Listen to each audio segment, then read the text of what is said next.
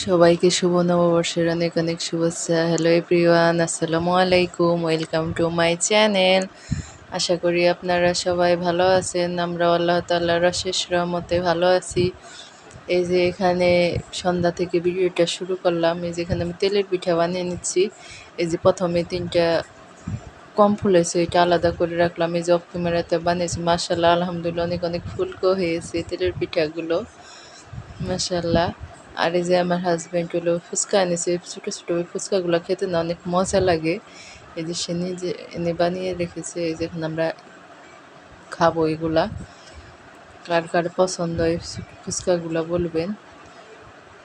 আর এই যে এখন পরের দিন সকালবেলা থেকে ভিডিওটি শুরু করলাম। এই যে এখানে আমি চিতই পিঠা বানিয়ে নিব। এই যে একবার বানিয়ে নিয়েছি, এখন আরেকবার দিয়ে দিব। এই যে দিয়ে দিয়েছি, হয়নি, আর একটু হবে পিঠাটা। চিতই পিঠা আর মুরগির মাংস দিয়ে সকালের নাস্তা করে নিব। তারপর আমি এই যে এখন আর ভিডিও শেয়ার করা হয় না। এই যে অনেকগুলো চিতই পিঠা বানিয়ে নিয়েছি আর এই যে মুরগির মাংস দিয়ে নাস্তা করে নিয়েছি। এই যে এখন দুপুরবেলা এখানে হলো পোলার চাউল, মসুরির ডাল আর মুগ ডাল দিয়ে ভুনা খিচুড়ি রান্না করব।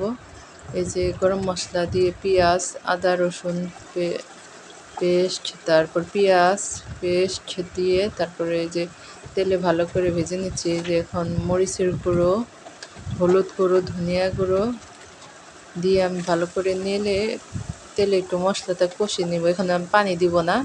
তারপরে যে চাউল আর ডাউলটা আমি ভালো করে দিয়ে ভালো করে ভেজে নিব, অনেকক্ষণ সময় নিয়ে ভাজবো, তাহলে খেতে ভালো লাগবে।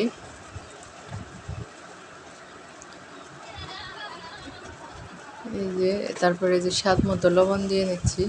আসলে ভিডিওর যদি এক নাগাড়ে না দেওয়া হয় না, তাহলে ভিডিওর ভিউজ একবারেই থাকে না, গ্যাপ দিলে আর ভিউজ হয় না, যেমন সবার ক্ষেত্রে হয়।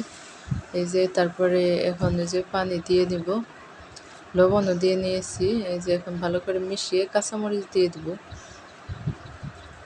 ভাবি যে বড় করে ভিডিও আপলোড দিব, কিন্তু আর হয়ে ওঠে না। এই রান্না বাড়া শেয়ার করে আর কিছু শেয়ার করাও হয় না। এই যে এখানে আমার ভুনা খিচুড়িটা হয়ে এসেছে, আমি একটু উল্টে পাল্টে নিচ্ছি। এই যে আর একটু দমে বসিয়ে রাখবো, তাই হবে। এই যে তারপর আমি পেঁয়াজ বেরেস্তা দিয়ে উপর দিয়ে তারপর নামিয়ে নিব।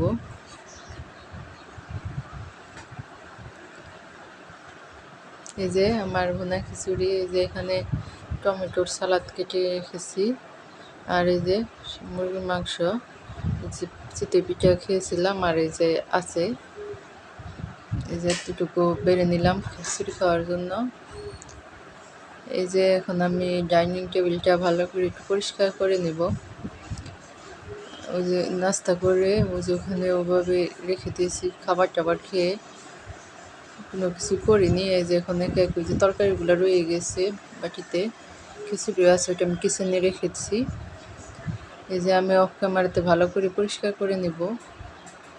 সে ভিডিও করতে গেলে কোনো কাজই ভালোভাবে হয় না। সবাই ভালো থাকেন, সুস্থ থাকেন। আল্লাহ হাফিজ, আসসালামু আলাইকুম।